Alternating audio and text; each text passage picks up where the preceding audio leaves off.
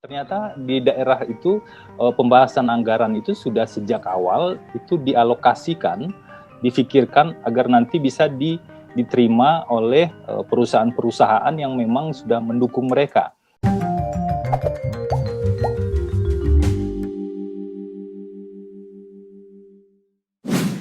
Jadi sekarang kita membahas ketika kepala daerah sudah terpilih dan sudah menjalankan tugasnya sebagai kepala daerah terpilih. Dan kita tahu mereka akan menjalankan tugas di tengah kondisi yang sangat tidak ideal ya, sangat berbeda. Kita masih dalam masa pandemi.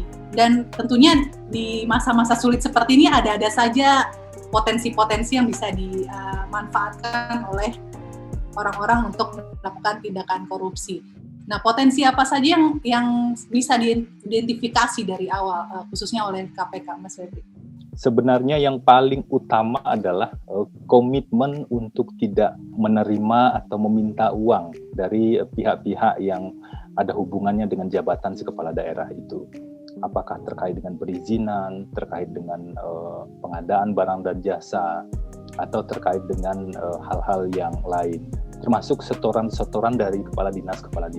Kalau ini bisa dijaga, saya cukup yakin kepala daerah tersebut akan relatif tidak akan terjerat dalam kasus korupsi karena memang akar masalahnya ada di sini sebenarnya. Selain itu yang juga sangat penting adalah pasangan dari kepala daerah itu juga perlu dijaga. Di beberapa daerah justru misalnya di salah satu daerah di Sumatera justru istrinya yang aktif untuk mengumpulkan vendor-vendor atau pengusaha-pengusaha di provinsi tersebut dikumpulkan di Jakarta begitu. Istrinya yang kemudian mengundang dan bicara dan negosiasi dengan para vendor-vendor tersebut. Dan biasanya ini juga terkait dengan style atau kebiasaan istri tersebut untuk memiliki barang-barang yang bermerek. Nah, itu yang terlihat dalam beberapa penangkapan yang dilakukan oleh KPK sebelumnya. Kalau kita bicara soal korupsi pengadaan barang dan jasa misalnya, ada tahapan-tahapan, ada tanda tangan, ada dokumen-dokumen yang harus direview dan lain-lain. Itu mungkin prosesnya masih panjang. Akan berbeda halnya ketika korupsinya adalah suap atau gratifikasi atau pemerasan. Itu sifatnya langsung dan bisa ditangani pada saat itu juga.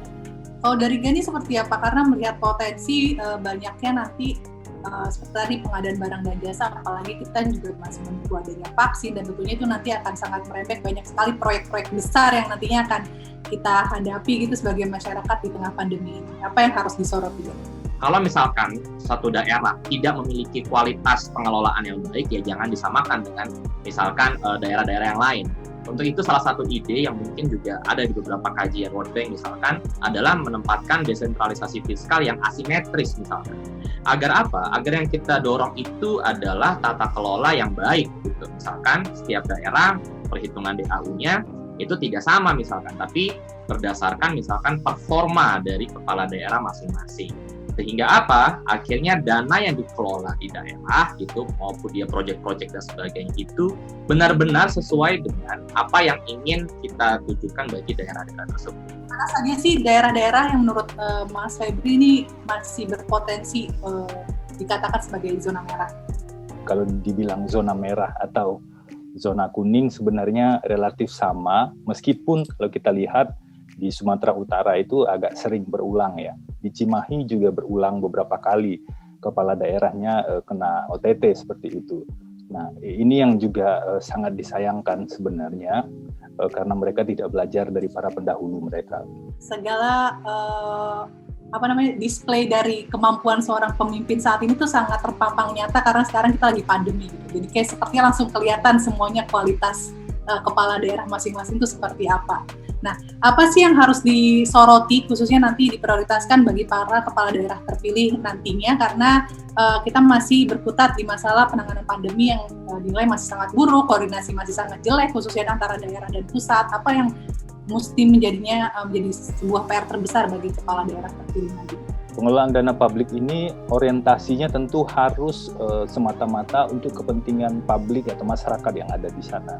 Yang jadi soal adalah, saya kasih contoh salah satu daerah di Jawa Timur, ternyata di daerah itu pembahasan anggaran itu sudah sejak awal itu dialokasikan, difikirkan agar nanti bisa diterima oleh perusahaan-perusahaan yang memang sudah mendukung mereka sejak proses kontestasi politik tersebut.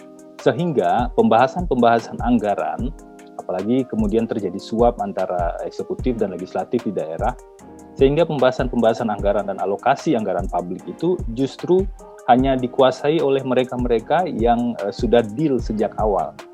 Salah satu yang mungkin saat ini dirasakan masyarakat adalah krisis kepercayaan diri mungkin ya kepada kepala daerah masing-masing gitu, karena melihat bagaimana respon mereka dalam menghadapi pandemi.